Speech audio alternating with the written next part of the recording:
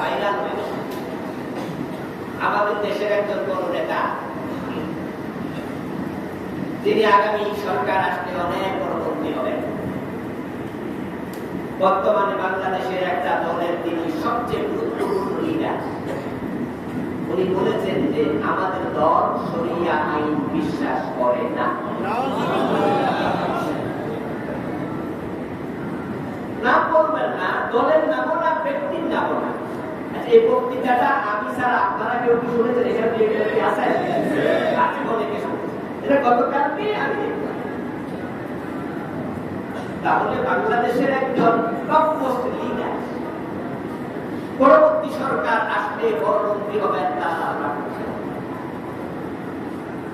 উনার দলের পক্ষ থেকে উনি বলছে তার দল শরিয়ার আইনে বিশ্বাস করে না। শরিয়ার আইন মানে আসমানের মালিকের আইন, ঠিক না? শরিয়ার আইন মানে হচ্ছে আসমানের মালিকের আইন, রব্বুল আলামিন। তিনি দিবালোকে স্পষ্ট ঘোষণা দিয়ে দিলেন, এবং তিনি বললেন যে আরেকটা দল তো বাংলাদেশে আছে যারা শরিয়া আইনের কথা বলে,